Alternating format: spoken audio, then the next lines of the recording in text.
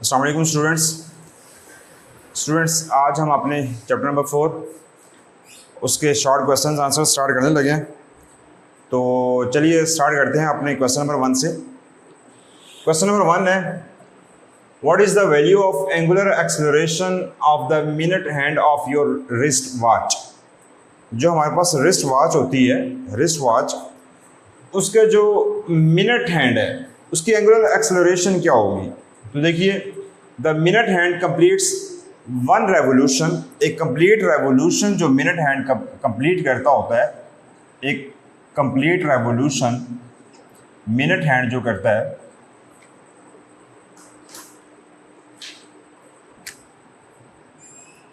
ये देखें, ये रिस्ट, हमारे पास रिस्ट वॉच है, तो इसमें मिनट हैंड है, तो एक लेट्स सपोज ये मिनट हैंड है, तो एक कंप्लीट रेवोल्यूशन जब करेगा तो वो किसके बराबर होता है, वो 2 पाई रेडियंस के बराबर है। और कितने मिनट में करता है, 60 मिनट्स में। मिनट हैंड 60 मिनट्स यानी 1 घंटे में वो कंप्लीट रेवोल्यूशन करता है। तो अगर तो उसकी हमने एंगुलर वेलोसिटी फाइंड करनी है, तो उसकी एंगुलर वेलोसिटी क्या होगी। तो देखिए, एंगुलर वेलोसिटी क्या होगी उसकी, delta theta by delta T, angular displacement upon time. तो कंप्लीट रेवोल्यूशन 2 पाई, टाइम 60 मिनट्स, और अगर उसको सेकंड में कन्वर्ट करेंगे तो 60 मल्टीप्लाई बाई 60 3600। तो हमारे पास उसकी एंगुलर जो वेलोसिटी है वो तो आ जाएगी 0.002 रेडियन पर सेकंड। ये तो है उसकी एंगुलर वेलोसिटी। अगर उसकी एंगुलर एक्सेलरेशन फाइंड करनी है, देखिए क्वेश्चन ऐसा भी आ सकता है, find the angular velocity of the minute hand of your wrist watch, तब तो आपका ये वाला पार्ट हो जाएगा। लेकिन यहाँ पे गिवन है एंगुलर एक्सेलरेशन।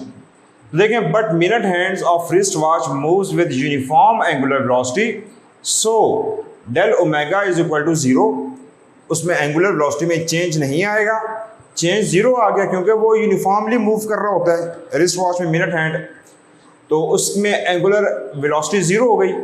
तो एंगुलर एक्सेलरेशन क्या आएगा, एंगुलर एक्सेलरेशन का फार्मूला होता है एंगुलर वेलोसिटी अपॉन टाइम। तो angular velocity 0 by anything, answer क्या आ जाएगा 0। तो इसकी एंगुलर एक्सेलरेशन क्या होगी 0। सेकंड क्वेश्चन है, define the following angular quantities. Number 1 है एंगुलर डिस्प्लेसमेंट। एंगुलर डिस्प्लेसमेंट क्या होता है, the angle through which a point or body is rotated about specific axis is called angular displacement and it is denoted by theta. कोई ऐसा point, कोई ऐसी body जो axis से रोटेट कर रही होती है, एक स्पेसिफिक एक्सिस से, तो जितना डिस्टेंस उसने कवर किया होता है उसे हम कहते होते हैं एंगुलर डिस्प्लेसमेंट, और डिनोट करते हैं उसे थीटा के साथ। एंगुलर वेलोसिटी क्या होती है, जिस तरीके से लीनियर वेलोसिटी क्या होती है, rate of change of linear displacement with respect to time. तो एंगुलर वेलोसिटी क्या होगी, the rate of change of angular displacement with time is called angular velocity, denoted by omega. और एंगुलर एक्सेलरेशन जिस तरीके से लीनियर एक्सेलरेशन होती है, rate of change of velocity with respect to time, तो angular acceleration हो जाएगी the rate of change of angular velocity with respect to time is called angular acceleration, और इसको हम डिनोट करते होते हैं अल्फा के साथ। क्वेश्चन नंबर 3 है हमारा, determine the relation between number 1 linear and angular displacement. तो लीनियर और एंगुलर डिस्प्लेसमेंट जो रिलेशन होता है, the relation between linear and angular displacement is S is equal to R theta. ये रिलेशन है लीनियर और एंगुलर डिस्प्लेसमेंट के बीच, where S is linear displacement and theta is angular displacement. ये जो S है ये लीनियर डिस्प्लेसमेंट और थीटा एंगुलर डिस्प्लेसमेंट, जो यहाँ पे भी मैंने मेंशन किया था, थीटा एंगुलर डिस्प्लेसमेंट, तो ये इनके बीच रिलेशनशिप। इसी तरीके से लीनियर एंड एंगुलर वेलोसिटी, इन दोनों का रिलेशन क्या होगा, the relation between linear and angular velocity is V is equal to R omega, where V is linear velocity and omega is angular velocity. V is equal to R omega, ये देखें angular velocity denoted by omega, तो ये linear velocity है और ये angular velocity है। Next हमारे पास है लीनियर। स्टूडेंट्स इसका स्क्रीनशॉट ले लें, जो लीनियर और एंगुलर एक्सेलरेशन है वो नेक्स्ट मैं लिख रहा हूँ, तो इसका स्क्रीनशॉट ले लें आप लोग। नंबर 3 है linear and angular acceleration. The relation between linear and angular acceleration is alpha is equal to a is equal to r alpha, where a is linear acceleration and alpha is angular accelerations. ठीक है जी. इसमें ये जो है ना, ये देखें, ये वाला रिलेशन इनके बीच, ये है हमारे पास लीनियर एक्सेलरेशन और ये हमारे पास एंगुलर एक्सेलरेशन, और इनके बीच जो रिलेशन है वो ये है a is equal to R alpha. Next question number 4 है, is centripetal force a fundamental or a force provided by any of the fundamental forces? Can any combination of the fundamental forces provide centripetal force? Centripetal force कौन सी वाली होती है जी? Centripetal force वो वाली force होती है जो किसी बॉडी को कंपेल करती है कि उसे सेंटर की तरफ डायरेक्ट करती है और उसे सर्कल में मूव करवाती है. तो centripetal force is not a fundamental force. It is provided by one or more fundamental forces such as gravity, electromagnetism, friction, tension etcetera. Fundamental force, centripetal force खुद फंडामेंटल फोर्स नहीं है, बल्कि ये different fundamental forces की combination से centripetal force बनती है. और नेक्स्ट पार्ट जो इसका है, can any combination of fundamental force provide centripetal forces? Combination of fundamental forces can also provide centripetal force. यहाँ पे साथ लिख लीजिएगा, can also provide centripetal force such as normal force and friction force on a car turning on a circular track provides centripetal force. किसी भी कोई turning track है, तो टर्निंग ट्रैक में, ये कोई टर्निंग ट्रैक है, तो इस टर्निंग ट्रैक में इस गाड़ी को सेंट्रीपिटल फोर्स कौन प्रोवाइड करेगा? इस गाड़ी के जो टायर्स के बीच फ्रिक्शन है और इसके वेट और इसके ऊपर जो नॉर्मल फोर्स लग रही है, ये दोनों forces, frictional force, normal force, इसकी जो ग्रेविटेशनल फोर्स है, ये डिफरेंट फोर्सेस मिलके इसको सेंट्रीपिटल फोर्स प्रोवाइड करती है. तो याद रखिएगा, सेंट्रीपिटल फोर्स खुद फंडामेंटल फोर्स नहीं है, ये डिफरेंट फंडामेंटल फोर्सेस का कम्बिनेशन है, उसका नेट रिजल्ट सेंट्रीपिटल फोर्सेस होता है. क्वेश्चन नंबर 5 है, there are generally double tyres in a heavy vehicles on one side of an axle, will its moment of inertia be different from that of a single tyre? कि जो heavy vehicles होती हैं, आपने देखा होगा कि उनके एक्सल पे डबल टायर लगे होते हैं, एज़ कम्पेयर टू जो छोटी व्हीकल्स होती हैं उनमें सिंगल टायर होते हैं, लेकिन हैवी जो व्हीकल्स होती हैं उनमें डबल टायर होते हैं. तो क्या वजह होती है? क्या उनके मोमेंट ऑफ इनर्शिया पर उससे फ़र्क पड़ता है?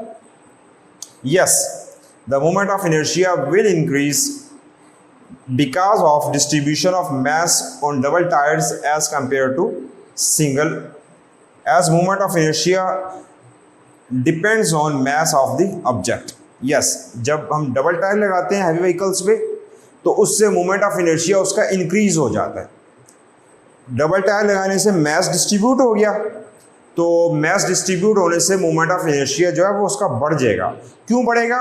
क्योंकि जो मोमेंट ऑफ इनर्शिया है वो मैस पे डिपेंड करता है. अगर मैस ज़्यादा होगा तो ऑटोमेटिकली मोमेंट ऑफ इनर्शिया भी बढ़ जाएगा, इंक्रीज हो जाएगा. तो देखें, जैसे ये कुछ फार्मूले दो मैंने लिखे हुए हैं, जैसे हमारे पास मोमेंट ऑफ इनर्शिया है I is equal to M R square है, इस तरीके I is equal to 2/3 M R square है, 2/5 एम आर स्क्वेयर भी है, इसी तरीके से रॉड का 1/12 एम एल स्क्वेयर भी है, एम एल स्क्वेयर भी है. तो डिफरेंट हमारे पास जो मोमेंट ऑफ इनर्शिया के फार्मूले हैं, तो उसमें आपने देखा होगा कि जो मोमेंट ऑफ इनर्शिया है वो मैस पे डिपेंड कर रहा है. तो जब हम हैवी व्हीकल्स होती हैं जिन पे डबल टायर्स लगते हैं, तो मैस डिस्ट्रीब्यूट हो जाते हैं. तो मैस चूंकि डिस्ट्रीब्यूट हो गया, तो उससे मोमेंट ऑफ इनर्शिया इंक्रीज कर जाएगा, क्योंकि मोमेंट ऑफ इनर्शिया देखें यहाँ पे भी मोमेंट ऑफ इनर्शिया जो है वो मैस पे डिपेंड कर रहा है, मैस पे डिपेंड कर रहा है. इसका स्क्रीनशॉट ले लें. स्टूडेंट्स, क्वेश्चन नंबर 6 है, why it is best to have blades rotate in opposite directions for a helicopter having two sets of lifting blades? देखिए, हेलीकॉप्टर में दो ब्लेड्स होते हैं, तो और वो ऑपोजिट रोटेट कर रहे होते हैं. तो वो क्वेश्चन भी यही है कि why it is best to have blades rotate in opposite direction. उसको opposite direction से क्या होता है, फायदा क्या? देखिए, it is best to have blades rotates in opposite directions as rotating the blades in opposite direction cancel out the torque. वो opposite direction move करते हैं जिससे जो टॉर्क प्रोड्यूस होना होता है वो कैंसिल हो जाता है, ना क्लॉकवाइज टॉर्क प्रोड्यूस होता है ना एंटी क्लॉकवाइज टॉर्क प्रोड्यूस होता है। तो उससे फिर क्या होता है, that helps to improve stability and easier to control। तो जो हेलीकॉप्टर की स्टेबिलिटी है वो भी इंप्रूव होती है और साथ साथ उसको कंट्रोल करने में भी आसानी होती है। आपने यकीनन देखा होगा हेलीकॉप्टर्स, तो हेलीकॉप्टर के ना टॉप पे इस तरीके से ब्लेड्स लगे होते हैं ना, यहाँ पे जो रोटेटिंग फैन से कहते हैं ब्लेड्स, दो तरह के, तो एक यहाँ पर एक की साइड पे स्टार्टिंग में भी और एंडिंग पॉइंट पे भी जो है ना वो ब्लेड्स लगे होते हैं। तो उनका मकसद क्या होता है या वो किस तरीके से ऑपोजिट मूव करते हैं, तो एक क्लॉकवाइज मूव करेगा तो दूसरा एंटी क्लॉकवाइज मूव करेगा, और अगर ये एंटी क्लॉकवाइज मूव करेगा तो ये क्लॉकवाइज मूव करेगा। इससे स्टेबिलिटी इंप्रूव होती है और टॉर्क कैंसिल हो जाता है। क्वेश्चन नंबर 7 है, if the diameter of earth becomes half and there is no change in its mass, diameter half हो गया और mass में किसी किस्म की चेंजिंग नहीं है, what effect will be there on the rotational speed of earth on its own axis? तो rotational speed पे क्या फर्क पड़ता है? देखिए, if the diameter of earth become half, its rotational speed will increase 4 times। अगर diameter half हो जाएगा और mass same रहेगा तो जो रोटेशनल स्पीड है वो 4 टाइम्स इंक्रीज हो जाती है। किस तरीके से, ये देखें, let the angular momentum of earth, angular momentum जो अर्थ का, let's suppose L is equal to I omega, और moment of inertia of earth I किसके बराबर 2/5 mr स्क्वायर, हमारे पास जो है ना वो सॉलिड डिस्क 2/5 mr स्क्वायर। तो when diameter become half its radius will also become half, diameter half होगा तो रेडियस भी हाफ हो जाएगा। तो लेट द न्यू रेडियस, तो जो नया रेडियस है वो मेरे पास क्या आ गया, r bar is equal to r/2, जो पहले रेडियस था उसका half. So the angular momentum after diameter become half, जो डायमीटर हाफ हो गया तो angular momentum l bar is equal to I bar omega bar, उसको मैंने बार से शो किया। तो according to law of conservation of momentum, initial momentum is equal to final momentum. तो इनिशियल कितना था हमारे पास I ओमेगा, और फाइनल कितना था, जब डायमीटर हाफ हो गया I बार ओमेगा बार, तो फाइनल हमारे पास आ गया I bar omega bar. Initial में देखें मोमेंट ऑफ इनर्शिया, इनिशियल में मोमेंट ऑफ इनर्शिया की वैल्यू कितनी है 2/5 mr स्क्वायर, और ये साथ ओमेगा मेरे पास आ गया।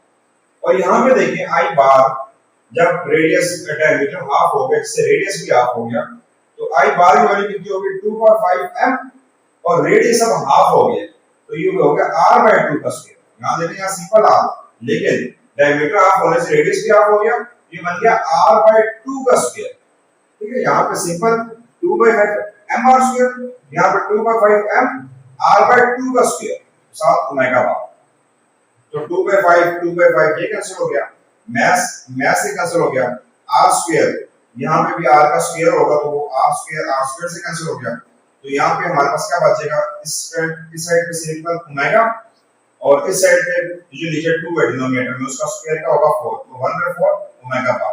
तो ओमेगा बार क्या आ जाएगा, ये 4 इधर मल्टीप्लाई हो जाएगा, तो omega bar is equal to 4 omega. तो ये देखें जो उसकी रोटेशनल स्पीड है, वो जो पहले उसकी डायमीटर हाफ होने से पहले जो उसकी स्पीड थी उससे 4 टाइम्स इंक्रीज हो गई। तो rotational speed increase 4 times by the factor of 4। ये जो नई रोटेशनल स्पीड है वो पहले वाली रोटेशनल स्पीड से 4 टाइम्स इंक्रीज हो। स्टूडेंट्स, क्वेश्चन नंबर 8 है, why does in circular motion tangential acceleration change the magnitude of tangential velocity but not its direction? Circular motion में जो टेंजेंशियल एक्सेलरेशन प्रोड्यूस होती है वो टेंजेंशियल वेलोसिटी के magnitude में चेंज आती है, लेकिन उसकी डायरेक्शन में चेंज नहीं आती। तो इसकी क्या वजह है? देखिए, in circular motion tangential acceleration changes the magnitude of tangential velocity but not its direction because the tangential acceleration is parallel to tangential velocity। जो tangential acceleration की जो डायरेक्शन होती है वो ही tangential velocity की डायरेक्शन के पैरेलल होती है, उसी डायरेक्शन में होती है, which make the object to speed up or slow down। तो जो just tangential acceleration वो जस्ट ऑब्जेक्ट की स्पीड बढ़ाती है या स्लो करती है, but does not change the direction of velocity, tangential velocity. उसकी जस्ट स्पीड में इंक्रीज लाती है, मतलब मैग्नीट्यूड में चेंज लाती है, उसके डायरेक्शन में चेंज नहीं लाती। वजह क्या होती है कि उनके दोनों की जो डायरेक्शन है, टेंजेंशियल एक्सेलरेशन वो टेंजेंशियल वेलोसिटी के पैरेलल होती है, तो जिससे जस्ट मैग्नीट्यूड में चेंज आता है और डायरेक्शन में चेंज नहीं आता। अगर तो tangential velocity tangential acceleration tangential velocity के परपेंडिकुलर होती तो उससे उसके डायरेक्शन में चेंज आता, लेकिन वो तो दोनों सेम डायरेक्शन में होती है, पैरेलल होती है, जिससे उसकी मैग्नीट्यूड में चेंज आता है, डायरेक्शन में चेंज नहीं आता। Why is the value of artificial gravity usually smaller than 9.8 meter per second? Question number 9 है कि आर्टिफिशियल ग्रेविटी की जो वैल्यू होती है वो यूजुअली 9.8 मीटर पर सेकंड से कम क्यों होती है? तो देखिए, artificial gravity is created by rotating a spacecraft. ये हमने अपने टॉपिक्स में पढ़ा कि आर्टिफिशियल ग्रेविटी किस तरीके से क्रिएट होती है, जब हम स्पेसक्राफ्ट को रोटेट करते हैं उसके एक्सिस पे, but rotation rate is typically limited.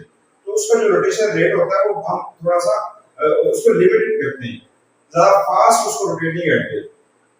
क्यों? Reason because rotation requires energy and using less energy results in lowering of artificial gravity. तो रोटेशन को तो एनर्जी चाहिए, तो हमारी तो कोशिश होती है कि स्पेसक्राफ्ट में कम से कम एनर्जी जो है वो यूटिलाइज हो रही हो, तो लेस एनर्जी यूज करके हम रोटेशन भी कम करवाते हैं, जिससे जो आर्टिफिशियल ग्रेविटी है वो भी कम प्रोड्यूस होती है। Artificial gravity mostly ranges from 0.1 to 4 metre per second square. Artificial gravity की ये नॉर्मली ये रेंज होती है। देखिए, आर्टिफिशियल ग्रेविटी जो प्रोड्यूस होती है उसको स्पेसक्राफ्ट को उसी के एक्सिस में रोटेट करवा देती है, तो रोटेशन के लिए हमें एनर्जी चाहिए, एनर्जी हम कम यूटिलाइज करते हैं, रोटेशन को हम लिमिटेड कर देते हैं, कम एनर्जी यूटिलाइज करते हैं, जिसकी वजह से आर्टिफिशियल ग्रेविटी भी कम हो जाती है और जिससे एस्ट्रोनॉट्स हैं वो नॉर्मली इजीली अपने काम कर सकते हैं। क्वेश्चन नंबर 10 है, why is a gyroscope used in aeroplanes? तो जायरोस्कोप यूज्ड इन एरोप्लेन किस किस काम के लिए यूज हो सकती है?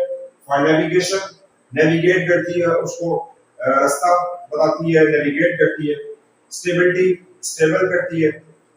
एटीट्यूड इंडिकेटर, एटीट्यूड बताती है कि वो कितना हाइट पे है। And flight control of an aeroplane, और उस एरोप्लेन का जितना भी फ्लाइट कंट्रोल सिस्टम होता है वो सारा जो है वो जायरोस्कोप भी उसको हेल्प आउट कर रही होती है। तो देखें, इसको gyroscope used in aeroplane for navigation, stability, attitude indicator and flight control of an aeroplane. Last question है हमारा, how does rotation of fly wheel help to even out the power delivery from engine? तो ये four stroke में आमतौर पर एक हमारे पास एक फ्लाई व्हील होता है, तो वो किस तरीके से पावर डिलीवरी को इवन आउट कर रहा होता है, आसानी से जो है ना वो पावर जो है वो इन आउट हो रही होती है। A fly wheel helps to even out power delivery by storing excess energy during power stroke। जब पावर एंटर होती है, ज्यादा फ्यूल और पेट्रोल जब एंटर होता है, पावर स्ट्रोक होता है, तो उस वक्त ये जो फ्लाई व्हील है उस एनर्जी को अपने अंदर स्टोर कर लेते हैं। And during non power stroke which and during and release this energy during non power stroke। जब पावर स्ट्रोक होता है उस वक्त जो एनर्जी प्रोड्यूस होती है फ्लाई व्हील उसको के अंदर अब्सॉर्ब कर लेता है, और जब नॉन पावर स्ट्रोक होता है उस वक्त इसी एनर्जी को रिलीज कर देता है। तो इससे क्या होता है, which helps to reduce engine vibration and enhance power delivery। इससे ये होता है कि इंजन में ज्यादा वाइब्रेशन नहीं होती, क्योंकि जो एनर्जी प्रोड्यूस हुई थी वो फ्लाई व्हील ने अब्सॉर्ब कर ली। और दूसरा इसका क्या फायदा है? दूसरा फायदा ये है कि इनहांस पावर डिलीवरी, आसानी से जो है वो power delivery, smooth power delivery होती है। तो स्टूडेंट्स ये थे हमारे पास इस पूरे चैप्टर के चैप्टर नंबर 4 के शॉर्ट क्वेश्चन, तो इसका भी स्क्रीनशॉट ले लें, अपने पास नोट ले लें। स्टूडेंट्स नेक्स्ट वीडियो तक के लिए अल्लाह हाफिज। और हमारा अगर चैनल आपको फायदा दे रहा है और यकीनन फायदा दे रहा होगा तो हमारे चैनल को सब्सक्राइब करें और अपने दूसरे जो दोस्त हैं, क्लासमेट्स हैं, उनके साथ भी इसको शेयर करें। अल्लाह हाफिज।